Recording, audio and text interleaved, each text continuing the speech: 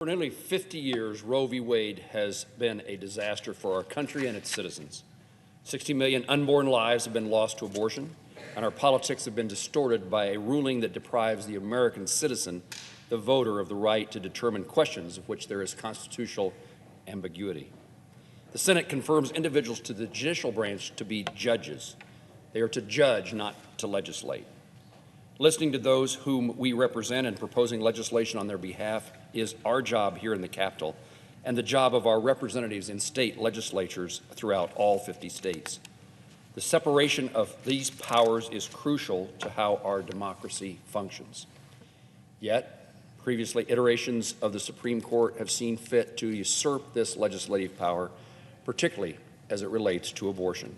In doing so, a majority of these unelected judges and justices have relied upon specious jurisprudence to eviscerate state laws that protect the unborn. You don't need to take the word of a conservative Republican from Kansas. Writing when she was a circuit court judge, the late Ruth Bader Ginsburg explained, quote, "Roe v. Wade invited no dialogue with legislators. Instead, it seemed entirely to remove the ball from the legislator's court." One more liberal law professor acknowledged that, quote, "Roe short-circuited the democratic deliberation that is the most reliable method of deciding questions of competing values." These assessments are exactly right. The fallout of Roe, as affirmed by Planned Parenthood versus Casey in 1992, is obvious. A vacancy to the Supreme Court has become a cage match, a fight here in the United States Senate. Someone as eminently qualified as Amy Coney Barrett should have been confirmed unanimously. Today, many of my Democrat colleagues support packing the Supreme Court with more justices because they believe the court will block their agenda, which is ironic because for nearly a half of a century, virtually every state effort to provide protection to unborn babies has been foiled by the judicial branch. Something terribly wrong has happened to our democracy when so much energy is focused on the court. Again, quoting then Judge Ginsburg on Roe's attempt to put the issue of abortion to bed, she said in 1985 the court's, quote, "heavy-handed judicial intervention was difficult to justify and appears to have provoked, not resolved, conflict," and in 1993 declared that the ruling, quote, "prolonged divisiveness and deferred stable settlement of the issue." Given these examples of our polluted discourse, no one can reasonably say that the politics of abortion have improved since then, and in fact, it has only gotten much worse. What has improved, however, is our understanding of the science of embryology. Regrettably, it is not enough to say a unique human life begins at the moment of conception for it to receive protection. But we know when unborn babies feel pain, we know when they can survive outside the womb, and a remarkable 4D ultrasound reveals what we already knew.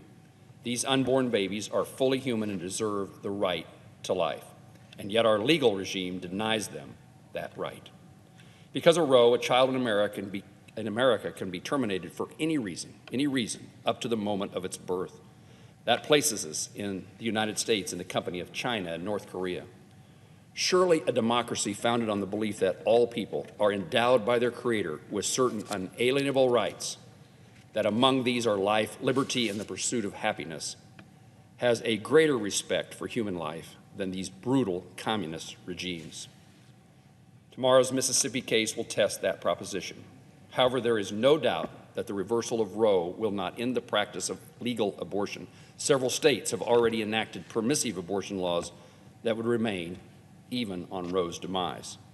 The point here is that my effort and the effort of my colleagues and millions of other Americans to defend life will continue, regardless of how the Supreme Court rules in the coming months, including in my state of Kansas.